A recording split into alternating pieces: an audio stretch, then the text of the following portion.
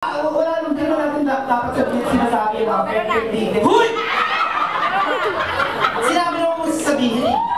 Tayo talagang tawag ko, you really don't have to say it loud. Kahit sa TV.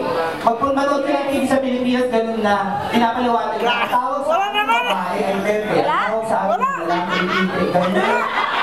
Seriously siya, you really don't have to say it out loud. Kasi meron dito mga babae na mention o mga guest tayo na hindi gusto nilang narinig yun.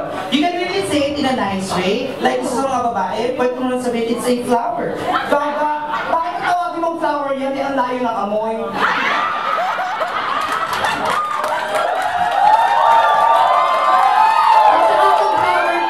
Kung flower yan, subukan mo nga i-display yan sa sala.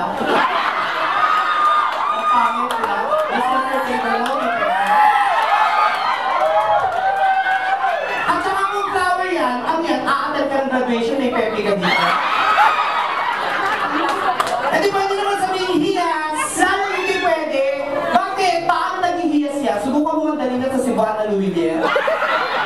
Tignan ko hindi marimatayan agad.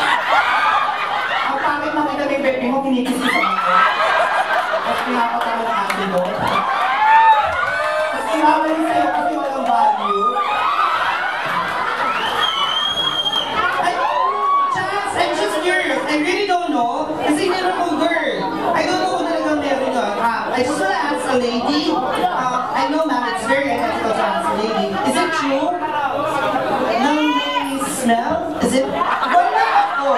Hindi na ako yung madam. Wala nga. Meron talaga yung amoy. Kumuhit ka ng isa. Ipaamoy mo na.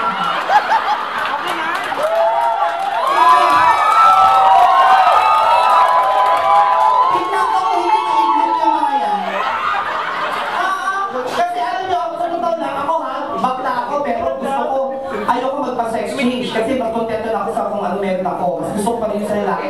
Kasi ang mga babae at lalaki, ang lalaki kasi nagkakaroon yun ng kakaibang amoy kapag nag-basketball mas hindi nag-shower. Diba? Nagkakaroon ng amoy na maangot-angot. What is maangot-angot? Parang pinagsamang anghit at ano? Anghit.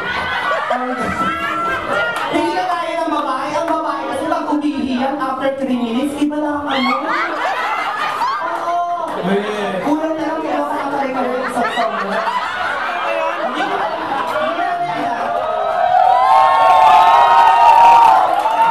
Kung walang amoy sa babae, bakit maraming naglabasan na feminine wash?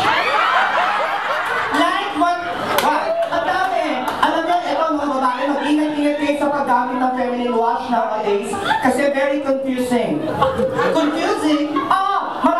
Variants like yung betadine, meron mong betadine na panghugas, may betadine na pangmumog, yun po yung kulay blue, tapos may betadine na pangsugat, yun po yung kulay green na ginawang yellow na ngayon. Ay, yes, that's true. Oo, kasi yung pinsa ko tatanga-tanga ang nagamit na panghugas, yung pangsugat.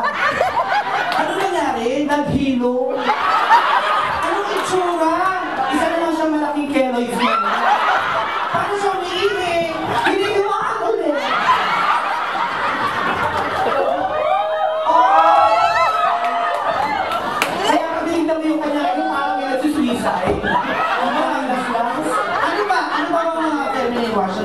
Yung lactase, ganun din, gaya-gaya, ang dami ng variants ngayon. Yung meron silang, the blue one is for the face, and then the pink one is for the vagina, and then the green one. Ay, maganda yun! Tama, ang kinaganda ng paghugas ng plato yun. Pero I just wanna ask, ano ba nag-ibig ng magandang, ang sabi ng lola ko, the best na panghugas, ito ko totoo, ano to totoo. Sino mang, meron bang may edad? Wala, lahat bagets! Ang sabi ng lola ko, the best way to wash your vagina is the old way, the natural way. Ano yun? Isang kutsarang suka. Totoo! Isang kutsarang suka, ilalagay mo sa isang litrong tubig, isi-shake mo yun. Yun yung panghuhugas? Oo! Eh yung pinsa ko matatakot. Bakit? Ang nagamit niya, isang litrong suka sa isang kutsarang tubig. Ano nangyari? Nagmukhang kilawin.